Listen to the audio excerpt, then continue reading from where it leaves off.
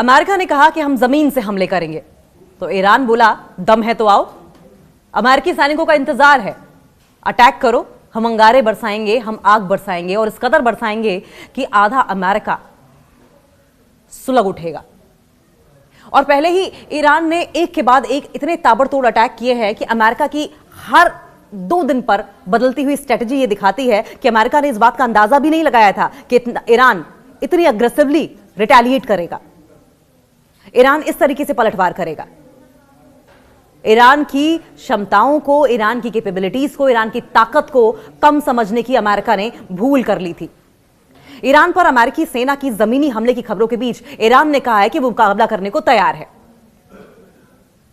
और हिंदुस्तान में ईरान के दूतावास ने तेहरान की एक खास एडिशन का पेज शेयर करते हुए यह लिखा है कि जहन्नम में तुम्हारा स्वागत है। यानी कि तैयारी ईरान की पूरी तरीके से अमेरिका के सेना को उनके अंजाम तक पहुंचाने की है।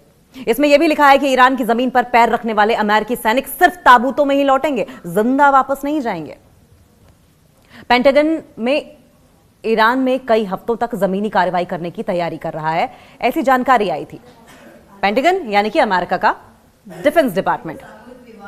सवाल यह है कि एक तरफ बात की बात होती है, एक तरफ डायलॉग की बात होती है, दूसरी तरफ हमले की साजिश रची जाती है। विश्वास कैसे किया जाए?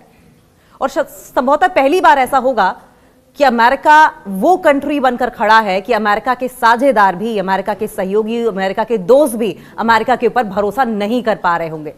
इसका रीजन क्या है? इसका रीजन है आत्ममुग्ध, कॉम्प्लिसेंट डोनाल्ड ट्रंप।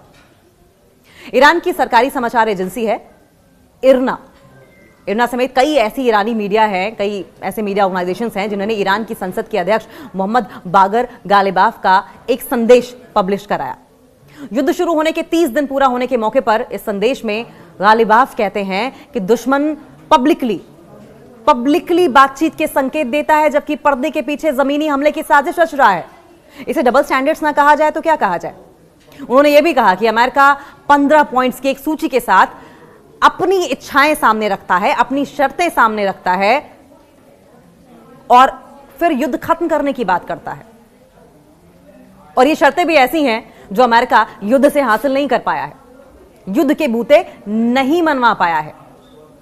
गालिबाफ ने यह भी कहा कि ईरानी सेनाएं अमेरिकी सैनिकों के जमीन पर उतरने का इंतजार कर रही हैं ताकि उन पर आग बरसाई जा सके। ईरान के आत्मसमर्पण के सवाल पर गालिबाफ ने अरबी भाषा में कहा कि ईरान का संदेश बिल्कुल साफ है और वो अपमान स्वीकार नहीं करेगा, वो नहीं झुकेगा।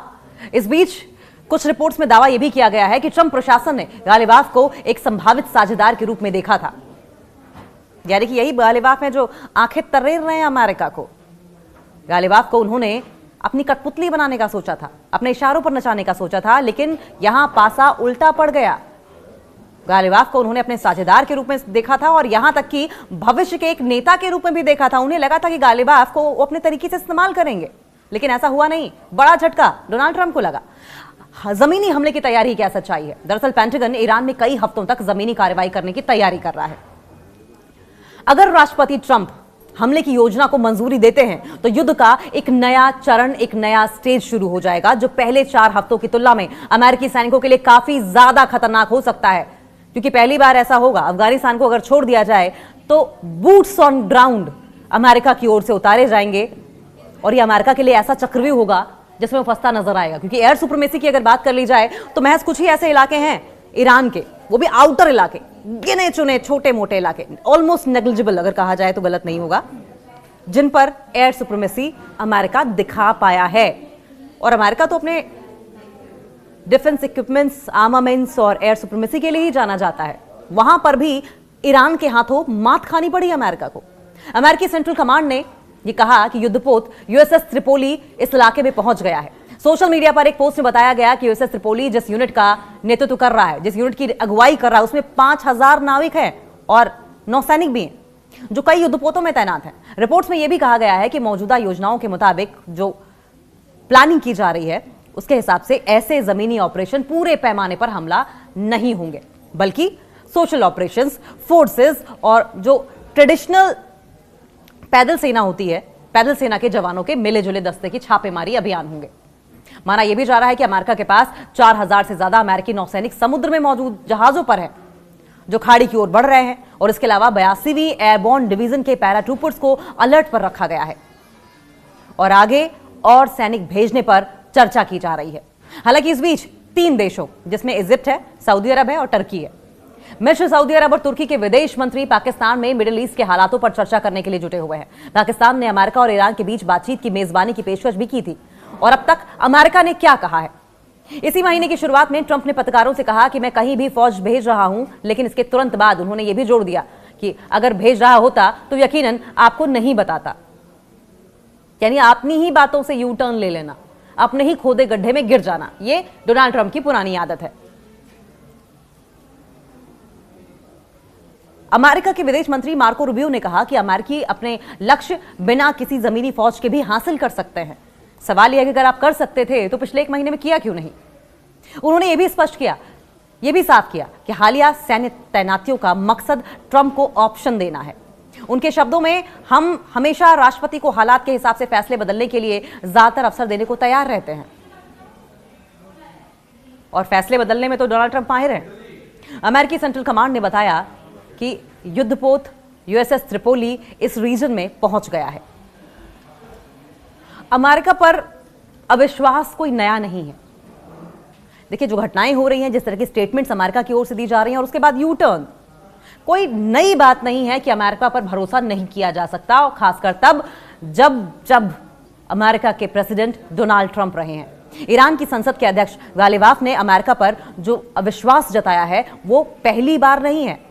हालांकि पर्दे के पीछे क्या चल रहा है इसकी कोई जानकारी नहीं, लेकिन एक बात साफ है, 1979 की क्रांति के बाद से ईरान की पॉलिसीज बहुत हद तक, बहुत बड़े पैमाने पर पश्चिमी राजनीति यानी कि वेस्टर्न पॉलिटिक्स, कल्चर और वैचारिक प्रभाव के विरोध में आकार लेती हैं।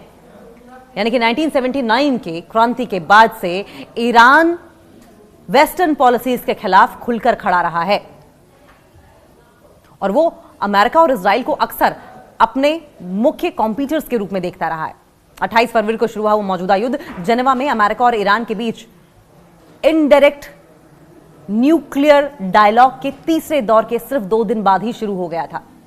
न जाने क्यों अमेरिका इस बात पर अड़ा हुआ है, ये बात साबित करना चाहता है, ईरान के ऊपर ये तोहमत लगाना चाहता है कि ईरान न्यूक्लियर वेपन्स बना रहा है, जबकि ईरान बार बार मना कर चुका है कि हमें तबाही में यकीन नहीं है, हम बस अपनी देश के आवाम के लिए न्यूक्लियर पावर बनना चाहते हैं। हमें nuclear missiles, nuclear bombs, nuclear हथियार नहीं बनाने हैं, हम न्यूक्लियर एनर्जी का इस्तेमाल करना चाहते हैं। पिछली गर्मियों में भी ईरान पर हमले उस समय हुए थे, शुरुआत तभी हुई थी जब अमेरिका और ईरान परमाणु वार्ताओं में लगे हुए थे। अमेरिका और ईरान के बीच में न्यूक्लियर पावर को लेकर बातचीत हो रही थी। तो एक तरफ तो बातचीत हो रही थी और दूसरी तरफ अमेरिका की ओर से हमले कर दिए गए, इजराइल की ओर से हमले कर दिए गए, और इजराइल हमले भी कर रहा था तो अमेरिका के बूते। तो ऐसे में बातचीत का मतलब क्या हुआ? और इसी के चलते ईरान और इजराइल के बीच 12 दिनों तक युद्ध भी चला था और अमेरिका ने ईरान की 3 अहम परमाणु सुविधाओं पर बमबारी की थी। ईरानी ऑफिसर ने क्या कहा? ईरानी ऑफिसर्स कहते हैं कि किसी भी समझौते को इस कसौटी पर नहीं देखा जा सकता। इस कसौटी पर हम देखते हैं कि 2015 के समझौते से ट्रंप के हटने के बाद अमेरिका पर भरोसा किया जा सकता है या नहीं जा सकता। यानी कि ईरान के लिए डोनाल्ड ट्रंप जब 2015 में हटे थे या सत्ता में जब आए थे, तभी से अमेरिका पर भरोसा करना मुश्किल हो गया था और अब वे पहले से भी ज्यादा संदेह कर रहे हैं। यानी कि 1% भी चांसेस नहीं है ईरान के अमेरिका के ऊपर भरोसा करने की। कोई खास वजह नहीं है, क्योंकि जितनी वजह है वो अविश्वास की दी गई है, फरेब की दी गई है, दगाबाजी की दी गई है। सऊदी अरब ने हालांकि इस बीच आपको यह भी बताया कि 10 ड्रोन रोके हैं। कतर के टीवी चैनल पर भी अटैक हुआ है। इस बीच अगर संडे की दोपहर की बात की जाए तो सऊदी अरब ने कहा है कि उसने पिछले कुछ घंटों में 10 ड्रोन को मार गिराया है। गल्फ के जो दूसरे देश हैं, जिनमें यूएई और कुवैत भी शामिल है, उन्होंने भी रात भर हमले होने की बात कही है। कतर के टीवी नेटवर्क अल अरबी ने कहा है कि तेहरान में उसके टीवी चैनल के ऑफिस को एक मिसाइल हमले से नुकसान हुआ है। नेटवर्क ने सोशल मीडिया प्लेटफॉर्म एक्स पर एक पोस्ट में एक वीडियो शेयर किया जिसमें मलबा, बहुत सारी डेब्री, बहुत सारा टूटा हुआ कांच दिखाई दे रहा है और यह साफ नहीं है कि मिसाइल किसने लॉन्च की। इजराइल ने इस पर टिप्पणी हालांकि नहीं की है और ऐसे में सवाल इस बात को लेकर भी उठ रहे हैं कि ये क्या इजराइल स्पॉन्सर्ड हमला था जिससे कि ईरान पर आरोप हो जाए, या फिर ईरान ने जानबूझकर अमेरिका के या इजराइल के मिलिट्री बेसिस को इन देशों में टारगेट किया है।